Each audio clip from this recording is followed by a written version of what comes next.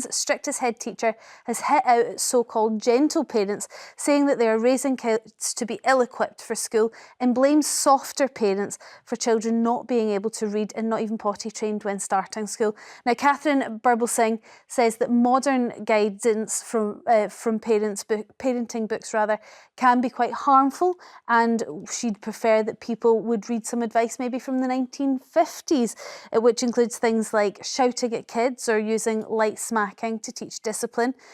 Where do you stand on all of this, Bobby?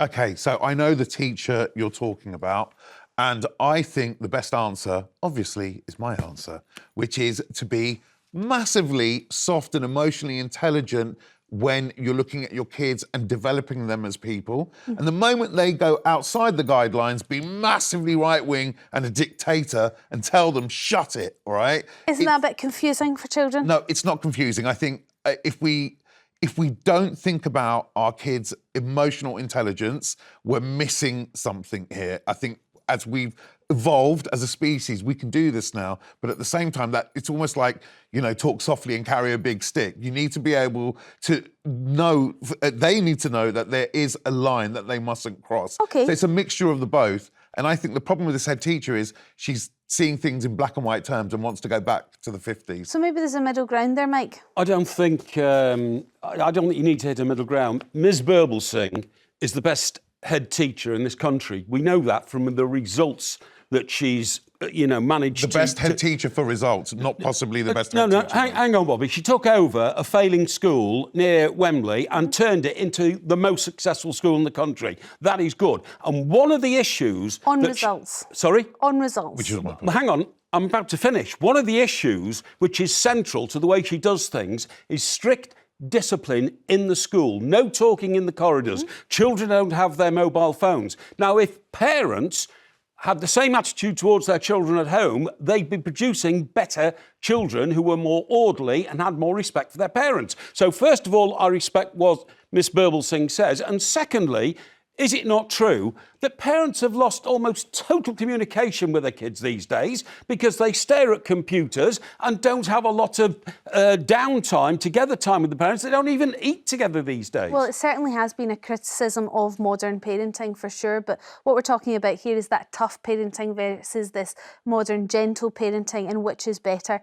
Don't go anywhere because we're taking your calls on this after the break. And now we're taking your calls on tough parenting. And what approach is better for kids, do you think? 0207 862 2222 is the number. We've got we're going to go to call straight away and speak to Elaine from Bedfordshire. Elaine, what's your view when it comes to parenting? Do we need to be stricter? I think it's very much a bad idea, to be honest with you. I work in a nursery and today's children don't understand the word no. Is that because people are gentle parenting, or is that because people aren't parenting at all? Well, they are gentle parenting, but the children don't know any boundaries. I ask them to do something and they just look at me as if, So do you think that parents should be indulging in shouting and smacking and sort of punitive... No, but a bit of, I've asked you to tidy up, can you please do it, won't hurt. That does sound like gentle parenting to me. And I think maybe this comes to the crux of the issue here, is I wonder whether when we say gentle parenting, it's interpreted in different ways by different parents. Now, to me, what you're saying is gentle parenting, where you're not shouting, but you are telling them that they will have to do something or there will be consequences, and holding your boundaries very firmly. That seems like gentle parenting to me. To me, gentle parenting is walking away after you've said no and not giving consequences.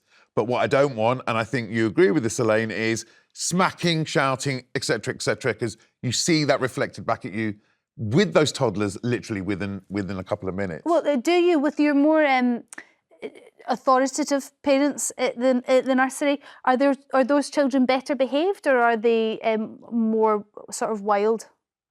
We get all mixtures at nursery, but to me, it comes across that some parents are afraid of their children, and they're afraid of the fact that if they tell them no, that child's going to have a little bit of a hissy fit, which is all part of, if they haven't got boundaries, if they haven't been told the word no, when they get older, they're just going to do what they want when they want, and they're not going to be fussed about the consequences. Elaine, this is fascinating. So at nursery, what do you do when a child doesn't listen to you?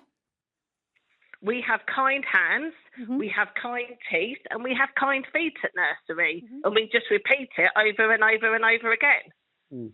Yeah. Do you think any form of punishment would help, Elaine? For instance, if I didn't put my Lego away when I was a little boy, my mum said, "You're not getting any tea," right?